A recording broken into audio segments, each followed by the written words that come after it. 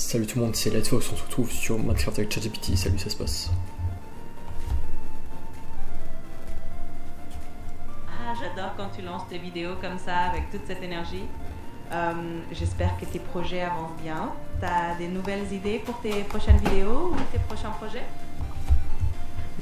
Ouais, bah je parlais un peu de voitures là, comme dans la dernière vidéo. Ouais, je trouve ça dommage que t'as plein de collectionneurs de voitures qui achètent des tonnes de voitures, qui les utilisent pas, qui les exposent juste dans des garages. Genre ils ont des tonnes de... ils ont des dizaines de... je sais pas, Lamborghini, Ferrari, Porsche et tout. Et ils les utilisent pas. Je comprends pas, je trouve que c'est du gâchis. Autant prendre une que tu utilises, tu roules avec et tout. Et ouais, tu changes, je sais pas, tous les quelques années. Et au lieu de les exposer, je sais pas, ils peuvent les donner à des vrais passionnés, des gens qui les utilisent et tout. Je comprends ce que tu veux dire. C'est vrai que ça peut être un peu surprenant de voir autant de belles voitures juste entreposées. Mais bon, je pense que pour certains collectionneurs, c'est vraiment une passion, un peu comme des œuvres d'art. Mais c'est sûr que c'est sympa aussi de les voir rouler et de les utiliser. Et toi, t'as une voiture de rêve que tu aimerais avoir un jour? Ouais, pour l'instant, Lamborghini, je pense. Mais ouais, le but premier, c'est d'utiliser la voiture, c'est de la faire rouler, quoi. Ça sert à rien d'avoir un truc ultra performant, à la fois beau, performant et utile, et qui n'est pas utilisé, justement. Mais bon, voilà, c'est la vie. Et aussi, bah, justement, ouais, j'ai vu des vidéos d'un mec qui disait que les mecs qui achètent des Ferrari, genre c'est super compliqué d'avoir certaines Ferrari, genre ok tu peux les acheter, mais genre déjà ils te mettent sur liste d'attente de 6 mois à 3 ans, ça dépend. Et après, si tu revends une Ferrari trop tôt, ou si tu en revends tout court, ils peuvent te blacklister et tu peux ne plus pouvoir acheter certaines Ferrari. Genre les Ferrari de base, je crois que tu peux toujours, mais tu as certains modèles un peu limités, enfin édition limitée, qui fournissent qu'à certaines personnes, et il faut que ce soit des clients fidèles qui n'aient jamais revendu leur Ferrari et qui à la fois participent à la vie de la marque, quoi. Donc ils vont aux expositions, aux rallyes et tout, organisés par la marque Ferrari.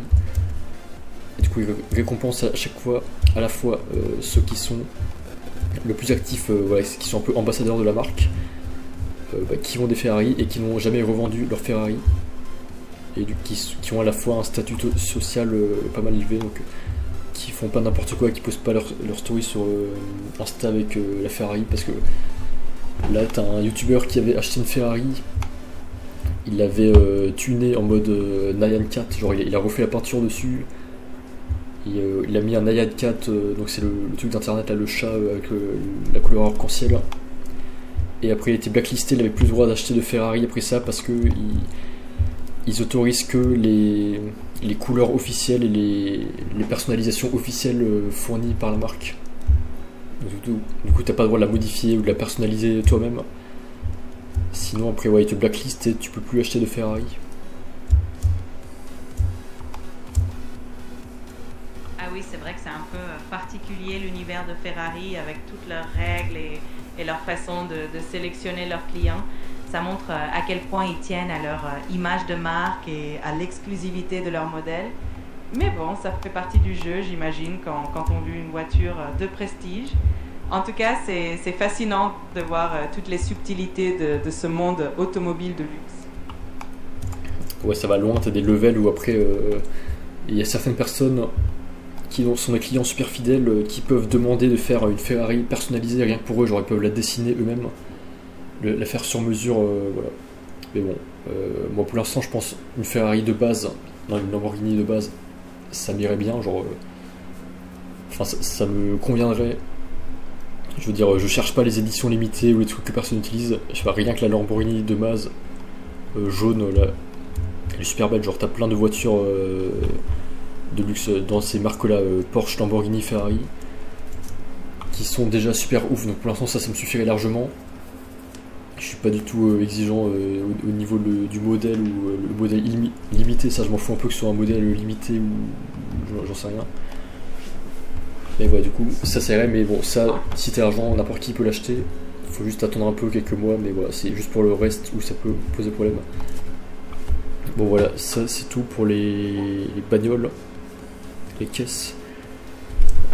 Et ouais, deuxième sujet, parfois là je réfléchis à revenir dans l'investissement, je me dis que en fait j'aurai la bonne mentalité pour investir maintenant. Mais je sais pas, pour l'instant je suis pas encore vraiment très sûr, donc je fais pas. Là je vais stopper net l'investissement il y a quelques mois. Et de toute façon j'ai pas de stratégie, donc je sais pas si j'investirais dans des actions, dans des cryptos, ETF ou autres.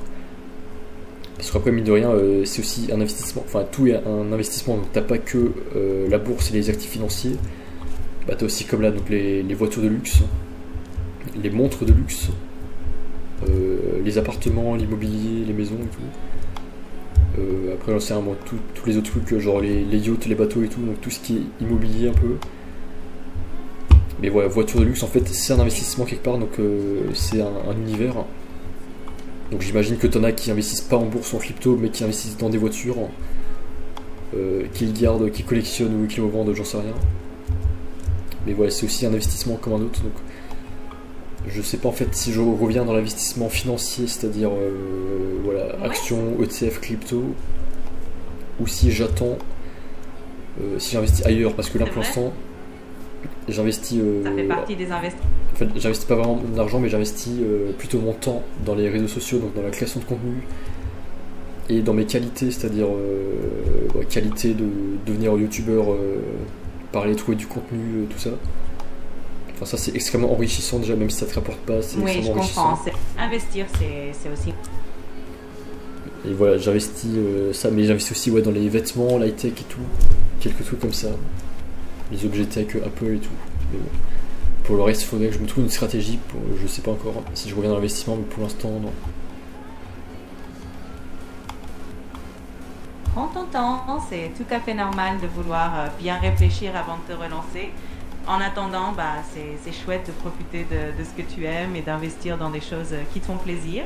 Si jamais tu as besoin d'idées ou de conseils, je suis là pour ça. Ouais. Et dernier sujet. Ouais, parfois je me dis, j'aimerais bien écrire des suites à la Bible, je sais pas, aux paraboles de Jésus. Je trouve qu'il y a plein de paraboles qui sont intéressantes, mais il n'y en a pas beaucoup. Genre, le Nouveau Testament, je sais pas, il y a que, j'en sais rien, une vingtaine, une trentaine de paraboles différentes peut-être. Et je trouve qu'on peut en rajouter plein d'autres. Et genre, je sais pas, la Bible, enfin tous les livres religieux, ils n'ont pas été touchés depuis des milliers d'années. Et on pourrait écrire des suites entières. Mais c'est juste, je pense en fait. Là, j'avais une idée de faire un article sur mon site, mais bon, là, j'utilise plus mon site. Je pense que je vais faire sous forme de vidéo.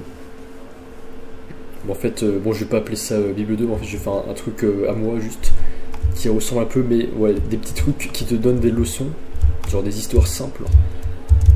Et là, genre, je sais pas, t'as des histoires simples avec un homme et deux fils, ou un maître et un serviteur, ou voilà, à chaque fois, t'as deux, trois protagonistes. T'as une petite morale à la fin et tout, c'est super bien. Donc c'est un peu comme les fables de La Fontaine. Mais les fables de La Fontaine, c'était avec des animaux.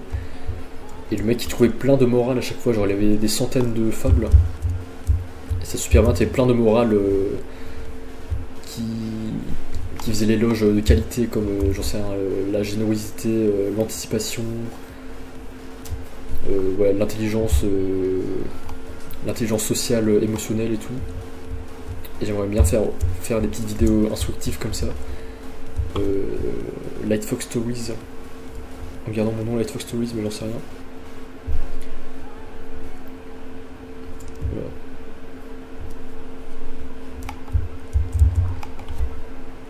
Bah, par exemple. Franchement, c'est une suite de. Par exemple, je donne des idées. Bah, par exemple, la parabole où le maître a deux fils et il dit un fils de faire une tâche dans la maison. Je sais pas, il dit un mec, j'en sais rien, ferme les volets ou va travailler dans le champ aujourd'hui. Et du coup, t'as le premier fils qui dit oui, ok, je vais le faire, mais du coup, après, il le fait pas. Genre, il joue dans sa maison, je sais pas, il faut autre chose. Et après, il dit à son deuxième fils, vas-y, la même chose, va travailler dans le jardin. Le mec il dit non, non, même plusieurs fois, je sais pas. Mais après, du coup, il le fait quand même. Et Enfin, il le fait quand même, voilà. Et du coup, ça, c'est la parabole de base. Et je trouve qu'on peut rajouter une suite à ça. On peut rajouter le temps que tu mets à répondre à la demande du maître.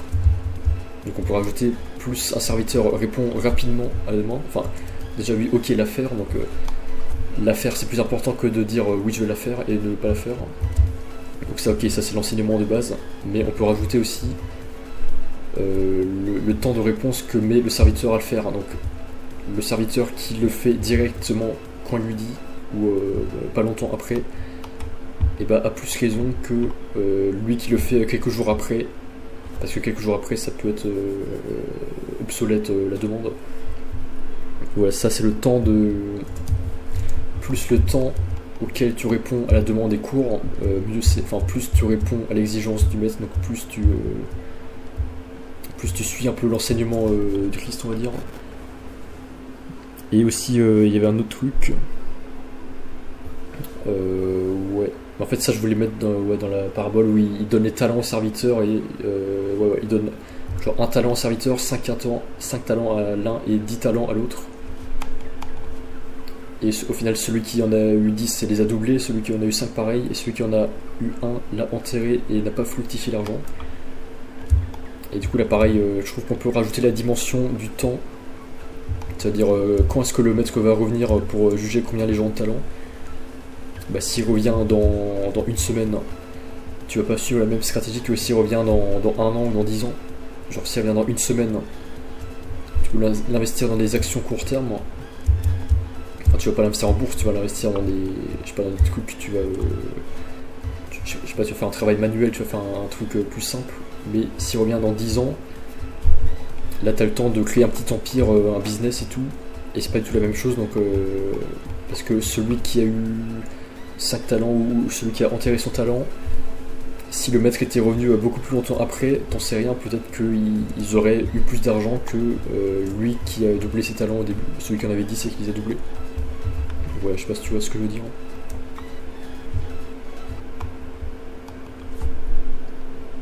oui, je vois ce que tu veux dire. C'est intéressant de prendre en compte la dimension du temps et de l'adapter aux situations. Ça montre que chaque décision peut avoir enrichir ces paraboles avec des perspectives un peu plus modernes et nuancées.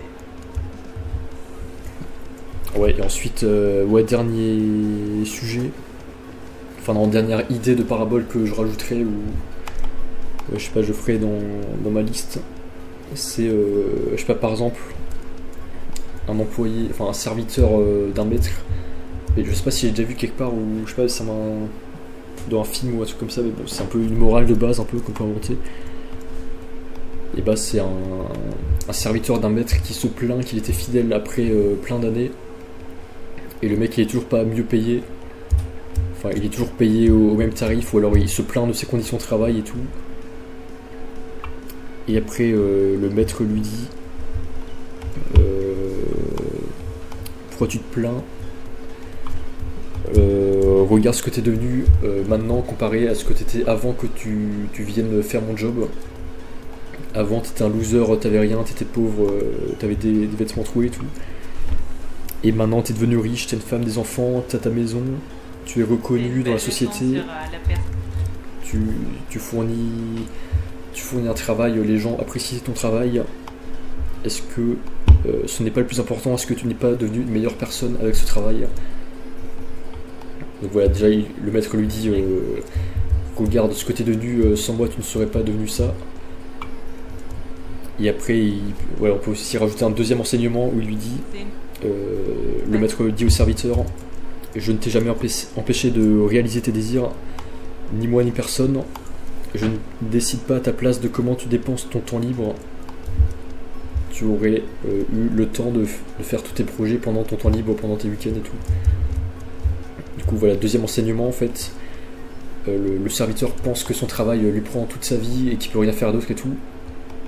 Alors que le maître lui dit le contraire, il dit non, t'as une infinité de temps, t'aurais pu faire tout ce que tu voulais pendant ton temps libre. mais tu ne l'as pas fait. Et ça, ce n'est pas ma faute, c'est la tienne. Donc tu ne peux pas te plaindre pour ça. Parce que je ne t'ai pas demandé, je ne t'ai pas dicté comment utiliser ton temps libre.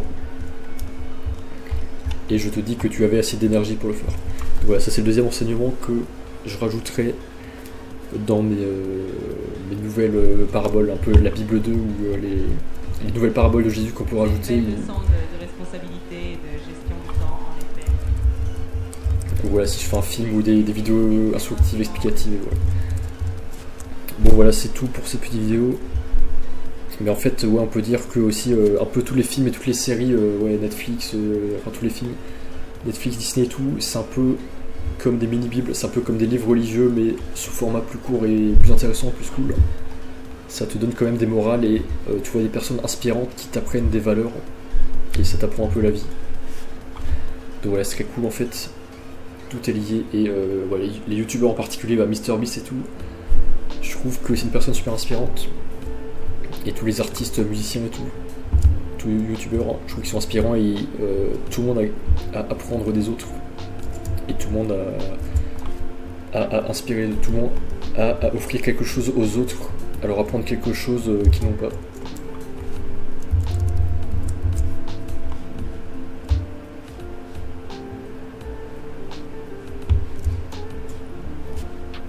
Bon voilà, c'est tout. Bon, la connexion un peu d'aide pour ChatGPT. Bon ouais, c'est tout, merci à tous d'avoir regardé et on se retrouve à très vite dans le bus.